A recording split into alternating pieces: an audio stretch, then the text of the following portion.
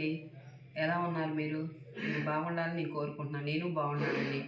ఇవాళ అమరావతి రుచుల్లో ఇవాళ ఒకటి చూపిస్తాను మీకు. అంటే రొట్టెలు చేసుకోవాలి కదా మనం, అందుకని గోధుమలు కేజీ తీసుకున్నాం. గోధుమలు చూసారా, గోధుమలు ఎంత బాగున్నాయో. రిలయన్స్కి వెళ్ళాను నేను, రిలయన్స్లో తీసుకొచ్చాను. ఇవి అరకిలో రాగులు తీసుకున్నాం. ఈ రాగులు నానబెట్టుకోవాలి. నానబెట్టుకొని మొలకలు వచ్చిన తర్వాత మీకు కడిగి శుభ్రంగా పక్కన పెట్టుకోవాలి. మొలకలకి మనం మూట కట్టుకోవాలి, మొలకలు రావడానికి. జొన్నలు అర కేజీ, ఇవి ఏమో కేజీన్నర ఉన్నాయి. అంటే గోధుమ పిండి ఎక్కువ ఉండాలి కదా, అందుకని. ఆరోగ్య విషయంలో ఇప్పుడు మామూలుగా ఎట్లా ఉంటుందో అని ట్రై చేస్తున్నా ఫస్ట్ సారి. ఇది ఎట్లా ఉంటుందని పిండి అంటే మనకి హెల్త్కి మంచిదే కదా. గోధుమలు, రాగులు, జొన్నలు మంచిదే కదా, అందుకని ట్రై చేస్తున్నా. ఈ మూడు వాటి కూడా తింటే బాగుంటుందని గోధుమ పిండితోనే అచ్చంగా కాకుండా వీటితో తయారు చేసి రొట్టెలు ఎలా ఉన్నాయో మీకు వేయించిన తర్వాత చూపిస్తానండి. ఇప్పుడు ఈ శుభ్రంగా కడుక్కోవాలి. కేజీన్నర, అర కేజీ రాగులు, 300 గ్రాములు. ఇవి అంటే అర కేజీ మీద ఎక్కువే ఉండేదండి. కొంచెం ఈ జొన్నలు తీసుకున్నాను. ఈ శుభ్రం కడుక్కొని ఆరబెట్టుకోవాలి. ఈ 2 ఈ మాత్రం నానబెట్టుకున్నాం మొలకలు రావడానికి. హెల్త్కి మంచిది అంటున్నారు కదండి, మొలకలు వస్తే బాగుంటుంది అంటున్నారు కదా, పెద్దోళ్ళకి కానీ పిల్లలకు కానీ హెల్త్కి మంచిది అంటున్నారు కదా, అందుకని ఇవి నానబెట్టుకొని మనం మొలకలు కట్టుకున్నాం. రాళ్ళు ఏమీ లేవండి, శుభ్రంగానే ఉండే. ఇట్లా కడుక్కొని 3 సార్లుగా కడుక్కొని శుభ్రంగా వడగట్టుకొని వడేసుకోవాలండి మనం. ఇప్పుడు ఇట్లా వడగట్టుకుందాం.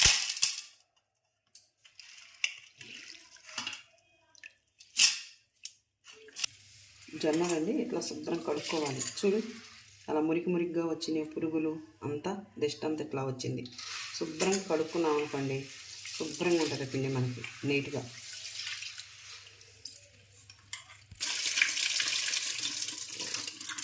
రెండు సార్లు కడుక్కొని వడగట్టుకుందాం.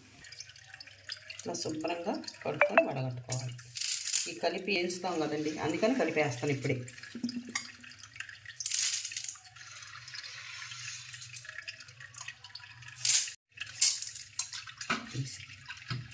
ఇప్పుడు రాగులు కడుక్కొని నానబెట్టుకోవాలి. బాగా ఇలా పిసికి కడుక్కుందాం.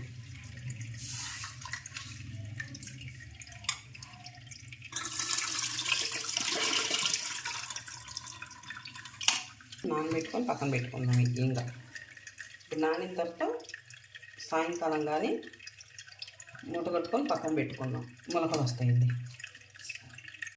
రాగులు పొద్దున పూట నానబెట్టుకున్నాం కదండి. ఇప్పుడు ఏమన్నా రాళ్ళు పొడి ఏమన్నా ఉంటే ఇట్లా నేముకోవాలి. అంటే ఇప్పుడు దీన్ని మొలక కట్టుకుందాం. తీసేది ఇలా మూట కట్టేసుకుందామండి. మూట కట్టేసుకుంటే మనకు మొలకలు వస్తాయి.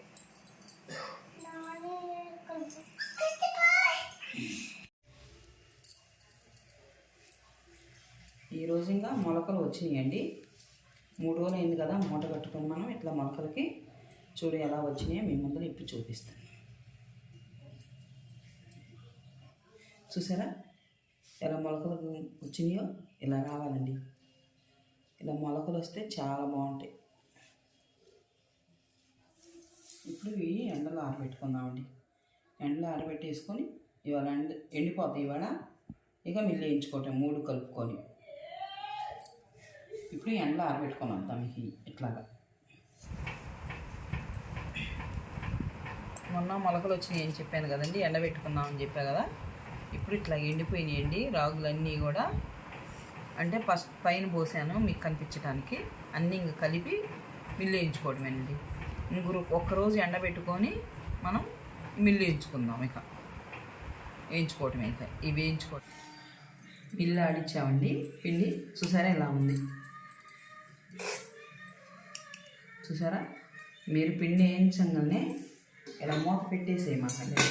కొంచెంసేపు ఒక అర్ధగంట తీసి ఉంచండి. ఎందుకంటే మిల్లు వేయించగానే మనకి వేడి మీద ఆవిరి వచ్చేస్తుంది. వచ్చేసింది అనుకో, ఆ నీళ్లు మొత్తం చెమ్మ దీంట్లో పెడితే బూజు పెట్టిపోయిద్దండి పిండి మొత్తం. అందుకని కొంచెం ఇట్లా వారగా పెట్టుకొని ఎట్లాగా వారగా పెట్టుకొని ఒక అర్ధగంట తర్వాత మూత పెట్టేసుకోండి ఇట్లాగా. అది గోధుమలు, రాగులు, జొన్నలు వేయించుకున్న బాగా విటమిన్స్ ఉన్నాయి, బాగా పోషకమైన విలువలు ఉన్న పిండి. మీరు కూడా ఇలా చేసుకోండి. లైక్ చేయండి, గంట సింబల్ షేర్ చేయట్లేదండి, గంట సింబల్ క్లిక్ చేయట్లేదండి, చెయ్యండి. మీకు నచ్చితే మాత్రం బాగా నచ్చిద్ది. ఇది షుగర్కి, బీపీకి కానీ పిల్లలకు పెట్టడానికి కానీ చాలా బాగుంటుంది ఆరోగ్యానికి. ఇప్పుడు జల్లెడ పోసుకున్నాం. ఎందుకు పోసుకున్నామంటే ఇప్పుడు చూసి మీరే చూడండి ఎందుకు పోసుకోవాల్సి వస్తుందో. ఎట్లా గంటి పెట్టుకోండి, పొడి గంటి. చేతులు మాత్రం ఎట్లా పెట్టమాకండి, ఎందుకంటే పురుగు పట్టింది. నా గోధుమల మీద ములుకులు ఉంటాయి కదండి, గోధుమలు ముడి గోధుమలు కదా, ఇలా నూక వచ్చింది కాస్త. ఈ నూక మనం జల్లెడ పట్టుకోవాలి.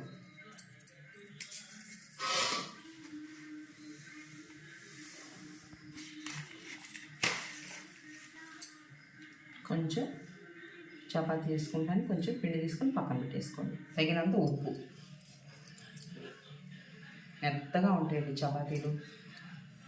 మీరు జొన్నలు వేసారు గట్టిగా ఉంటాయో అనుకుంటారు, కానీ చాలా మెత్తగా ఉన్నాయండి. చపాతీలు ఎలా ఉన్నాయో సేమ్ అలానే ఉన్నాయండి.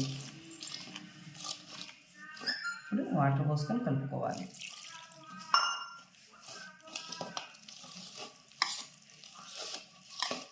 కలుపుకొని ఒక అర్ధగంట పక్కన పెట్టేసుకుంటే చాలా మెత్తగా మృదువుగా ఉంటుందండి పిండి.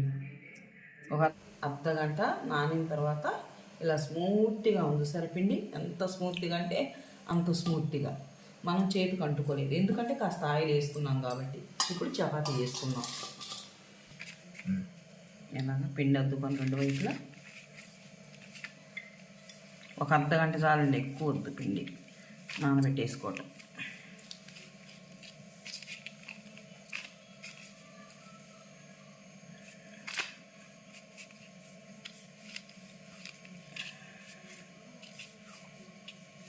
ఇప్పుడు కాస్త ఇట్లా మడత పెట్టుకున్నాం. ఇట్లాగా మూడు వైపులు మడత పెట్టేసుకుంటే మనకి చపాతీ చాలా అంటే చాలా బాగా వస్తుంది.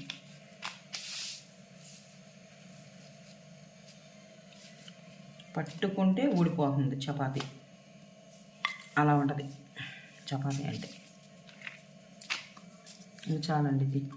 ఇప్పుడు కాలు వేసుకున్నాను, హీట్ అవ్వాలి మనకి. ఇప్పుడు చపాతీ వేసుకొని కాల్చుకోవాలండి నీట్గా. చూసారు అలా పొంగుతుందో మనకి చపాతీ కూడా. చేసుకునే విధానం బట్టి ఇది ఖాళీలోగా మనం ఇంకో చపాతీ చేసుకుందాం. ఇప్పుడు ఇట్లాగా మనం ఒకవైపు కాలిందండి, ఇప్పుడు తిరగేసుకుందాం.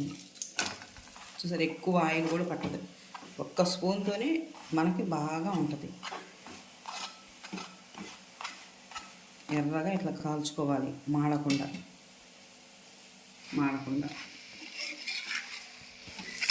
మీరు చేసుకొని తినండి ఇట్లాగా, చాలా అంటే చాలా బాగుంటుందని మా కామెంట్స్లో పెడతారు మీరు. చాలా బాగా కుదిరిందండి, బాగుంది. ఆయిల్ చూసారా, ఒక్క స్పూనేనండి ఆయిల్ పోసిందిలే. ఇప్పుడు చూసారండి ఎంత స్మూత్గా ఉంటాయో. తుంపుతున్నాను చూడండి మీరు, ఎంత స్మూత్ అంటే అంత స్మూత్. ఇట్లాగా సొరకాయ కూర చేసుకొని ఇట్లా పాలు పోసుకొని సొరకాయ కూర చేసుకొని తినండి. సూపర్ అంటే సూపర్ ఉంటుందండి. ఇలా చేసుకొని తినండి మీరు కూడా. ఎంత టేస్ట్గా ఉంటుందంటే అంత టేస్ట్గా ఉంటుంది. చాలా అంటే చాలా బాగుందండి. తుంపితే తునిగిపోతుంది. చూసారా ఎలా తునిగిపోతున్నాయో. ఎలా తినండి మీరు కూడా. సూపర్ అంటే సూపర్. మీకు నచ్చితే లైక్ చేయండి, షేర్ చేయండి, గంట సింబల్ క్లిక్ చేయండి. అమరావతి రుచిలో మరో రుచితో వస్తాను. ఇది మీకు.